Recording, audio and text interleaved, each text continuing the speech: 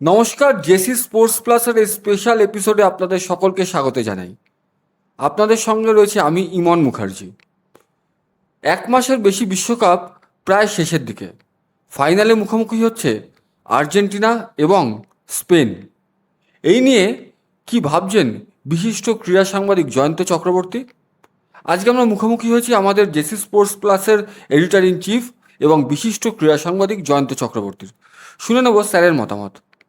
Sir, final তো একদম দোরগোড়ায়। আর্জেন্টিনার মুখোমুখি হচ্ছে স্পেন। কতটা মানে জমজমাট হবে, হাড্ডাহাড্ডি ম্যাচ দেখবে ফুটবল প্রেমীরা? দেখো, একটা কথা বলতে পারি, রোববার দিন আর্জেন্টিনা এবং স্পেন মুখোমুখি হচ্ছে এবং এই বিষয়ে বলে দেবার কোনো অবকাশ নেই যে একটা হাড্ডাহাড্ডি ম্যাচ, এবং সেই ম্যাচে স্পেন জিতবে না আর্জেন্টিনা জিতবে তাই নিয়ে কিন্তু স্পেকুলেশন এখন বিশ্বজুড়ে। আমরা আজকে এই আলোচনাতে আমরা যাওয়ার চেষ্টা করব যে স্পেন আর্জেন্টিনার শক্তি কতটা এবং তারা কিভাবে এই ম্যাচটিকে গ্রহণ করছে। স্যার, এই স্পেনের কথায় আমি আসছি। স্পেনকে আমরা দেখছিলাম 2010 সালে বিশ্বজয় করতে। সেই টিমে জাভি, ইনিয়েস্তা বা ডাভিড ভিয়ার মতো স্ট্রাইকার ছিল। ইনিয়েস্তা, জাভি মাঝমাঠ দখলে রাখতো। সেই স্পেনের সঙ্গে আজকের এই 2026-এর স্পেনের কতটা ডিফারেন্স? দেখো, ডিফারেন্স বলতে একটা কথা হচ্ছে, স্পেনের সেই খেলাটি তিকিটাকা ফুটবল, তার থেকে তারা বেরিয়ে এসছে। তারা এখন ইউরোপের সাডেন বাস্ট অফ ফুটবল খেলে। তিকিটাকা ফুটবল তাদের আর নেই, হুম। যেটা তাদের স্পেনের বৈশিষ্ট্য ছিল। এবং সত্যি কথা বলতে কি, জাভি ইনিয়েস্তার মতো খেলোয়াড় ছিলেন সেই দলে, হুম। তার জন্য তারা তিকিটাকা ফুটবল খেলতো। এই দলেও কিন্তু ভালো খেলোয়াড় রয়েছেন, যেমন লামিনে ইয়ামাল। তিনি একজন বিখ্যাত খেলোয়াড় এবং বিস্ময় বালক বলা যেতে পারে। এই বিস্ময় বালকটিকে মেসি তার 19 বছর আগে কোলে নিয়েছিলেন এবং তাকে বাথটবে স্নান করিয়েছিলেন। সেই মেসিও ভাবতে পারেন ইয়ামাল এবার তার বিপক্ষে দাঁড়াবেন। এবং রড্রি বলে একজন খেলোয়াড় রয়েছেন, যে রড্রি কিন্তু অসাধারণ ফুটবলার, হুম। এবং রড্রির কাছ থেকে ভালো ফুটবল দেখার আশা করা যাচ্ছে। এবং ফাইনালে একটা আকর্ষণীয় লড়াই দেখার আশঙ্কা আমরা রয়েছি।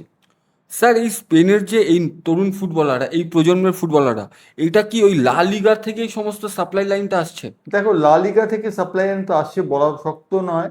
হুম। একটা সহজভাবে বলতে গেলে লা লিগা থেকে প্রচুর সাপ্লাই লাইন আসছে, কিন্তু স্পেনের খেলোয়াড়রা বেশিরভাগ ইউরোপের মাঠে খেলে থাকেন। হুম। এবং ইউরোপের মাঠে খেলার জন্য তাদের এক্সপিরিয়েন্স ভাস্ট, এবং এক্সপিরিয়েন্স নিয়ে তারা ভালো খেলছেন। হুম। সুতরাং আমরা আশা করতে পারি আর্জেন্টিনার বিরুদ্ধে তারা একটা ভালো লড়াই করবে। ইউরোপিয়ান বনাম লাতিন আমেরিকার ঘরানার ফুটবল হবে, এবং সেই ঘরানার ফুটবল দেখার জন্য গোটা বিশ্ব এখন উন্মুখ হয়ে রয়েছে। স্যার, এই ইউরোপিয়ান বনাম লাতিন আমেরিকা আপনি বললেন, এই মেসি বা আর্জেন্টিনার ঘরানার যে ফুটবল, তার সঙ্গে তো স্পেন অনেকটা পরিচিত, কারণ তারা কিন্তু বেশিরভাগ বছরের সময়টাই লা লিগা খেলেন বা বিভিন্ন ইউরোপিয়ান ফুটবলের বিভিন্ন বড় বড় ক্লাবে তাদের খেলতে দেখা যায়। তা এটা কি একটা স্পেনকে অ্যাডভান্টেজ দেবে?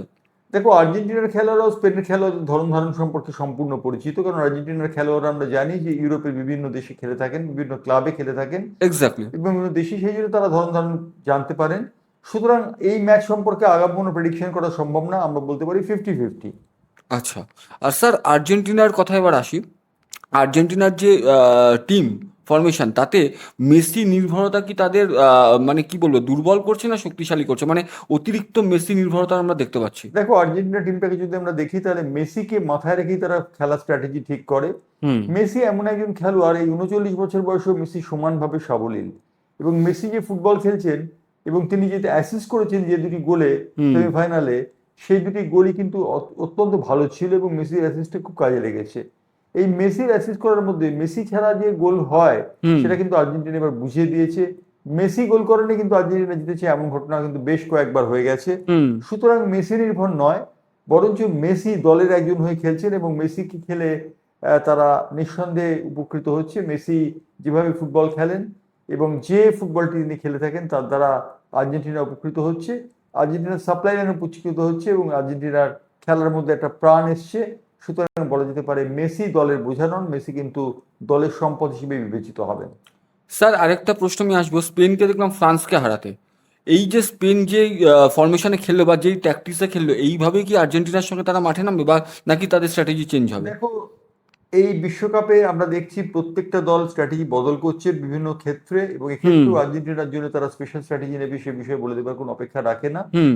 একটা কথা বলতে পারি, স্পেন দলটি ফ্রান্সের বিরুদ্ধে যে ফুটবল খেলেছে, যে পেশাদার ফুটবল খেলেছে, হুম। এবং তাদের যে প্রাণবন্ত ফুটবল, মাঝমাঠে তারা খেলতে দেয়নি বিপক্ষের খেলোয়াড়দের, এবং সাপোর্টিং ফুটবল তারা যা খেলেছে, তা যদি ঠিকভাবেও খেলতে পারে, তাহলে আর্জেন্টিনাকে বেগ পেতে হবে ফাইনালটি জেতার জন্য।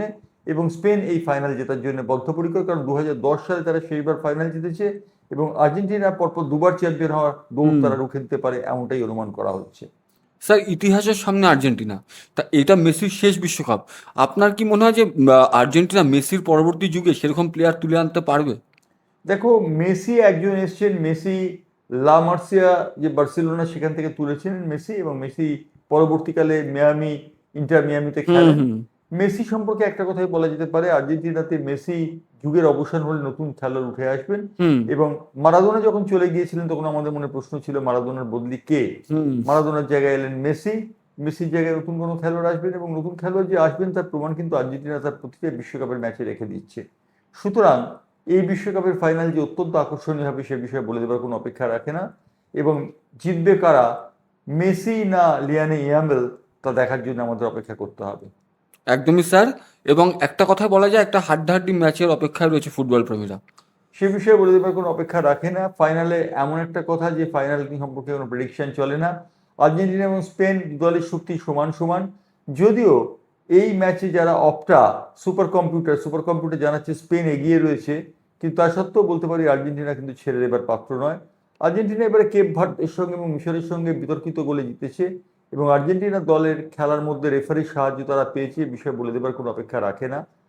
যদি স্বীকার করি বা নাই করি, মিশরের যে গোলটি বাতিল হয়েছিল, মেসি আলজেরিয়ার বিরুদ্ধে লাল কার্ড দেখে মাঠের বাইরে যেতে পারত, কিন্তু মেসি মাঠের বাইরে যাননি, মেসিকে রেখে দেওয়া হয়েছে, এবং বেশ কয়েকটি পেনাল্টির সিদ্ধান্ত রীতিমতো চিন্তিত করেছে।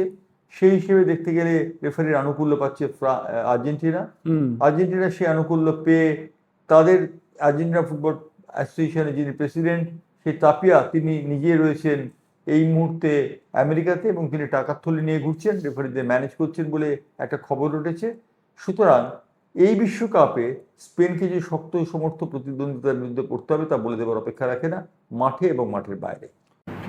স্যার, একদম শেষ প্রশ্ন, বিশ্বকাপ যদি আর্জেন্টিনা জেতেও, তাহলে যে ফিফা আর্জেন্টিনাকে ফেভার করছে এমন একটা বিতর্ক আর্জেন্টিনাকে তারা করছে, কি বলবেন? একটা গুঞ্জন রয়েছে যে ফিফা স্পন্সর হচ্ছে অ্যাডিডাস এবং আর্জেন্টিনার স্পন্সর হচ্ছে অ্যাডিডাস, এবং আমরা জানি বিশ্বকাপ একটা বাণিজ্য, সেখানে কিন্তু এই ধরনের খেলা চলে।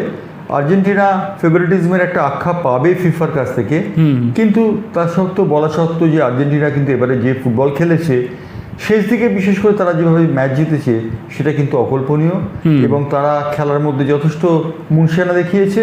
আর্জেন্টিনার এই টুর্নামেন্টে জিতলে ফিফার একটা কলঙ্কের দাগ থাকবে বটে, কিন্তু আর্জেন্টিনা নিষ্কলুষী থেকে যাবে, ফিফার কলঙ্কের দাগ তাদের ছুঁতে পারবে বলে আমার মনে হয় না। একদমই স্যার, অনেক ধন্যবাদ সময় দেওয়ার জন্য। শুনছিলেন বিশিষ্ট সাংবাদিক জয়ন্ত চক্রবর্তীর বিশ্লেষণ। একটা জমজমাট ম্যাচ যে ভারতীয় ফুটবল প্রেমীরা দেখতে পাবেন, এবং সারা বিশ্বের ফুটবল প্রেমীরা যে একটা হাড্ডাহাড্ডি লড়াই দেখবে, সে নিয়ে কোনো দ্বিমত নেই। জেসি স্পোর্টস প্লাস থেকে বিদায় নিচ্ছি। আপনাদের এই অনুষ্ঠানটি দেখার জন্য অনেক অনেক ধন্যবাদ।